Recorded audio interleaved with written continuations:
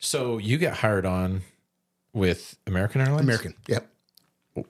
What do they do? Like, you know what I mean? Like, you don't have any time in the jet that you're going to be flying. Yeah. So is it, you know, like, are they sending you to some type of training? Like, what's next? So the initial training, there's a couple places, or a few places that you could do it. My initial training was in Dallas. And a lot of people will be freaked out when they hear the very first time that I ever landed an Airbus, there was 212 people in the back. Wow. Yeah. Yeah. Of course, the people in the back didn't know. Yeah. But the simulators that that the American and all the major airlines have, they are so accurate to the actual airplane.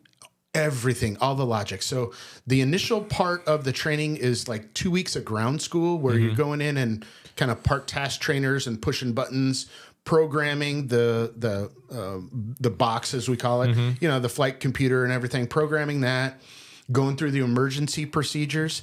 And then the second 2 weeks are in the sim. So you push buttons. Now you go to the sims. And these are the high dollar, full motion, everything kind of sims. We'll see a picture here in just a little bit. Yeah. But they do everything. And so the 2 weeks, and at the very end of that second week, you get your check ride. You have two different check rides. One's called a maneuvers validation. At American anyways is what they call it. And it's where you go through all the EPs, the emergency procedures. You lose an engine at the very worst possible time. You know, have a tire blown on takeoff, max crosswind limits, weather diverts. You go through everything that could possibly happen, terrible, airborne, and you have to prove that you're good enough to manage that in the simulator, and there's an evaluator pilot sitting back behind you. So you work as a team with your classmate or a co-pilot and make it through that. So like when you get through those, was it like, sounds like it's about a month of training then? Yeah, about a month of training. When you get through that, are you now up front and do you start off as a co-pilot? Start off as a co-pilot. Yep. So I'm a first officer. So I sit in the right seat. There's a captain, and he takes care of the majority of the safety of flight.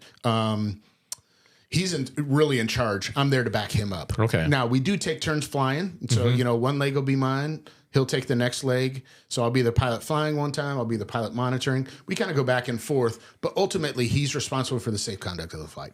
So it's almost like you're still on you're kind of like in these quasi training flights still because you're co-pilot and you're learning. Yep.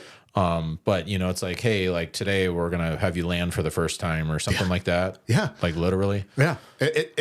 It's crazy. I was surprised. I thought that they would give you like a ferry flight from point A to point B with nobody in the back first, you know, and go, hey, we're just going to practice this once or twice before we, no, it's like, you know, so